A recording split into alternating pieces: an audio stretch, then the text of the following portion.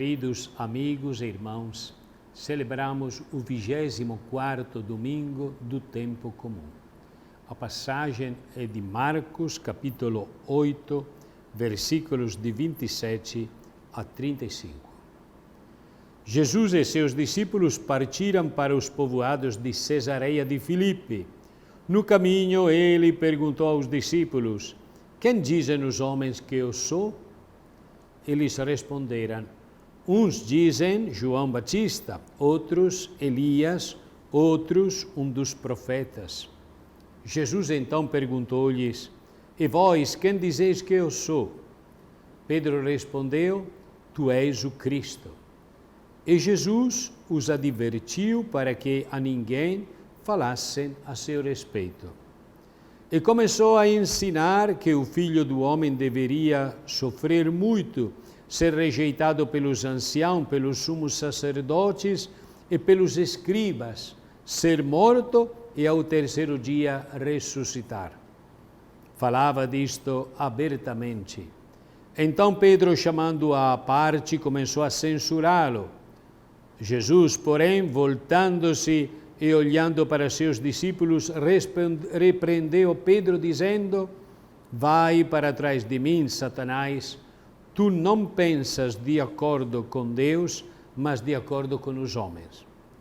Então chamou para si a multidão, juntamente com os discípulos, e disse-lhes: "Se alguém quer vir após mim, negue-se a si mesmo, tome a sua cruz e me siga.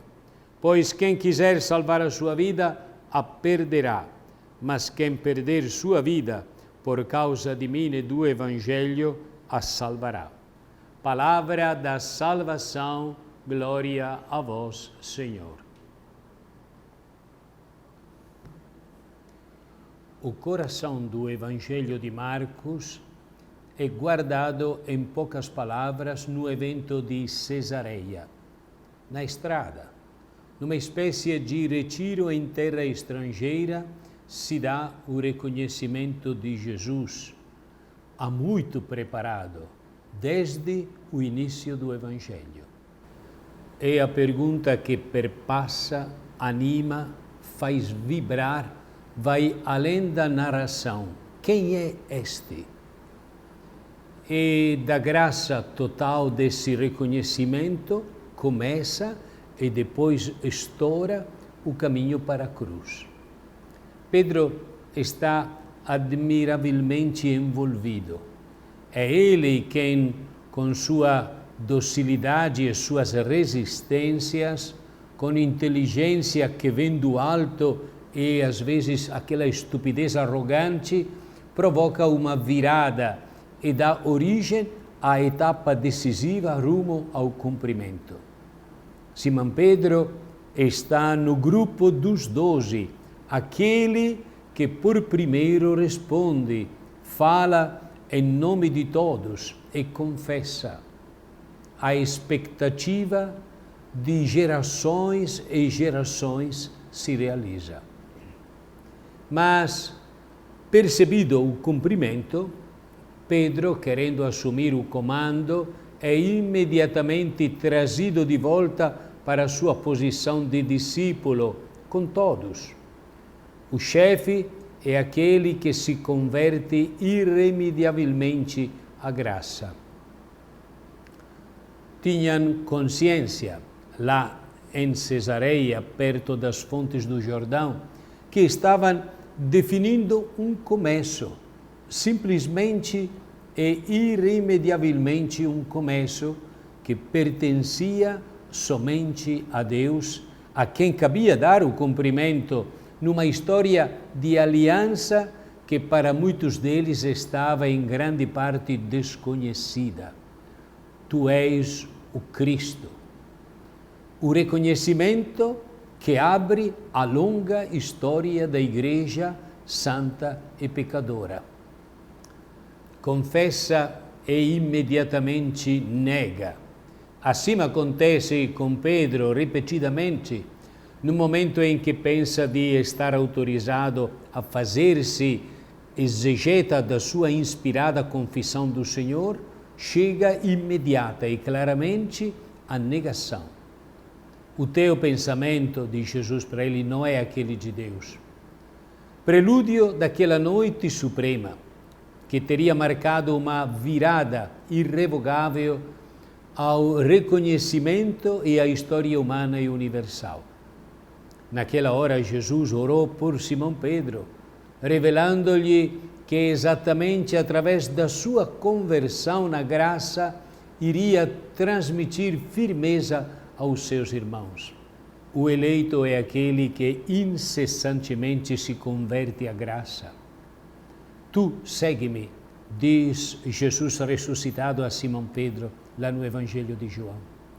O lugar dele está nas pegadas do Mestre. Assim é para ele e assim é para todos os discípulos, toda vez que se renova o chamado e a negação. Até o terceiro chamado para segui-lo, o último, irás aonde não queres. Meu caro irmão e irmã, a verdade sobre o teu Senhor e a verdade sobre ti a conhecerás permanecendo fiel na atitude de quem segue, de quem põe simplesmente e desesperadamente seus pés nas pegadas dele, de quem se recebe, de quem já não conhece mais a si mesmo, de quem, cingido pelos outros, é levado para um lugar diferente dos seus próprios caminhos. É assim que a confissão de Jesus como o Messias, o Filho de Deus que veio na fraqueza da carne, o rejeitado, logo se revela, como sugere a passagem de Isaías 50, versículo 5, o terceiro cântico do servo. A sua ressonância no rosto humano, no rosto do discípulo. É como uma espada que faz um discernimento final dos caminhos humanos e, ao mesmo tempo, abre para uma liberdade esplêndida, para a mesma parresia do Mestre. O Senhor me abriu o ouvido. Ou seja, poderíamos explicitar isso aplicando a profecia a Pedro e ao discípulo. O Senhor, que com a minha confissão acolhi como Messias, fez de mim um homem, uma mulher que escuta. Ele me abriu o ouvido de discípulo, me deu uma língua de discípulo para proclamar: Tu és o Messias, Tu és o Cristo. Me tornou para sempre capaz de estar com os outros na escuta própria do discípulo. O ouvir, que é cavar e cavar, incessante interiorização do poder de Deus que no servo fala. Com o perdão dá uma estabilidade que não é vã, da fecundidade à vida. Este selo de adesão, apesar de tudo, este ouvido cavado, esta língua solta, este rosto exposto, é dom, jogo do qual tu não podes mais te livrar. É a graça da aliança, de novas relações, de reciprocidade libertada. É a forma do servo vislumbrada de longe pela profecia, que Jesus transmite para os seus. E sempre nos pega de novo desprevenidos, nos coloca na estrada, nos abre para uma comunicação nova. A vida humana, de fato, chega à verdade por meio dos outros, não se autoproduz, nem mesmo partindo de uma grande inteligência. Vem da paciência de colocar-se à escuta. Aquela humildade sincera, inteligente, de quem aceita compreender-se no incessante caminho. Quem perder a própria vida por causa de mim e do Evangelho, a salvará, de Jesus.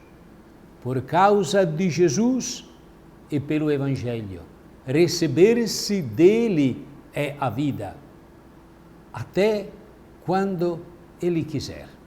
É assim que começa o evento decisivo, o reconhecimento que empurra a subir o pé nas pegadas dele até Jerusalém e mais além, em todas as estradas do mundo.